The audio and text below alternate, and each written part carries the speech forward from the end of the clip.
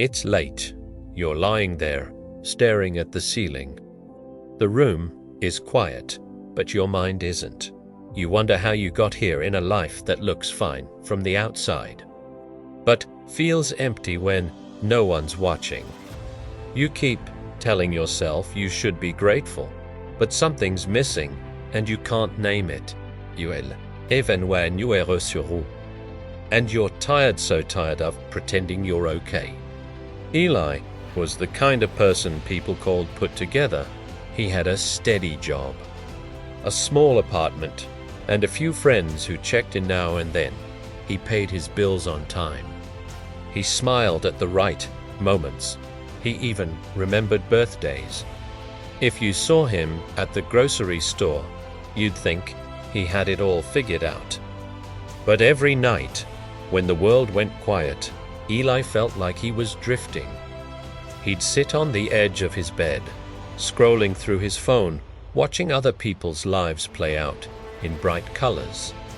He'd see old classmates with families, vacations, big announcements. He'd see people laughing, hugging, living. And he'd wonder why he felt so far away from all of it. Eli's days were a blur of routines. Wake up, shower, coffee, work, home, dinner, sleep. He moved through them like a ghost, never really feeling anything. He told himself this was just how adulthood worked. You do what you're supposed to do. You keep moving. But sometimes, in the middle of a meeting or while waiting for the microwave to beep, he'd feel a wave of sadness he couldn't explain. It was like standing in a crowded room and realizing no one sees you. He tried to fill the emptiness with little things. A new show to binge, a new shirt, a new app, but nothing stuck. The feeling always came back, that quiet ache, that sense that he was missing something important, even though he couldn't say what it was. One night, Eli sat in his car after work, watching the rain hit the windshield. He didn't want to go home, but he didn't want to be anywhere else either. He just sat there, listening to the soft tap of the rain, feeling the weight of his own life pressing down on him. He thought about calling someone, but he didn't know what he'd say. He didn't want to sound ungrateful. He didn't want to worry anyone. So as you sat, and let's feel this. If you're still here, listening, maybe you know that feeling too. Maybe you've had nights where you wondered if you were the only one who felt lost in a life that looked fine. If you have, you're not alone. Sometimes, the hardest thing is admitting to yourself that you're not okay. It's easier to keep moving, to keep pretending. Deep dawns to change. Eli's turning point didn't come with a big moment. There was no sudden breakthrough, no dramatic decision. It was just a quiet morning when he woke up and realized he couldn't keep living on autopilot. He sat at his kitchen table, hands wrapped around a mug of coffee, and let himself feel everything he'd been pushing away. The sadness, the loneliness, the longing for something more. He didn't try to fix it. He just let it be there. He started small. He took a walk without his phone, just listening to the sound of his own footsteps.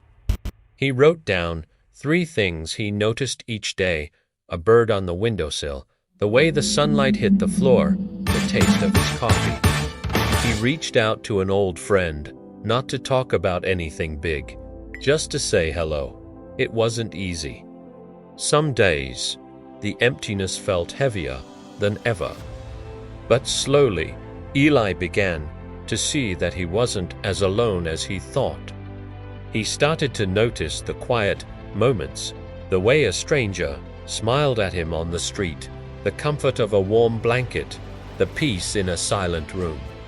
He realized that life didn't have to be loud or perfect to be real. If you're finding something In this story, if it feels like a mirror, maybe take a moment to breathe. You don't have to have it all figured out. You don't have to pretend you're okay when you're not.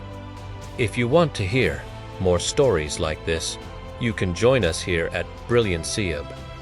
We're all just trying to find our way. Eli's journey wasn't about fixing his life overnight. It was about learning to sit with himself, to listen to the quiet voice inside that said, "I want more than this." He started to ask himself what he really wanted, not what looked good, not what other people expected, but what made him feel alive, even in small ways. He tried new things, not because he thought they'd change everything, but because he wanted to feel something different. He took a class, he volunteered at a shelter, he spent time in nature. Some things didn't stick, but some did. He found comfort in the slow process of becoming himself again. The real change came when Eli stopped judging himself for feeling lost. He realized that it was okay to not have all the answers. It was okay to want more, even when life looked fine on the outside. He learned that being honest with yourself is the first step to finding peace. If you're still listening, maybe you needed to hear that. Maybe you needed to know that it's okay to feel lost sometimes. If you want to keep walking this path with us, you can subscribe to Brilliancehub. We're here for the quiet moments, the honest stories, the slow journeys. Eli's final realization was simple, but it changed everything. He understood that life isn't about looking fine. It's about feeling real. It's about showing up for yourself, even when no one else sees. It's about finding small moments of meaning and letting them add up over time. So, if you're lost in a life that looks fine, know that you're not alone. You can start again, one quiet step at a time. Thank you for being here with us at Brilliancehub. If this story meant something to you, we hope you'll stay for the next one. Take care of yourself tonight. We'll see you soon.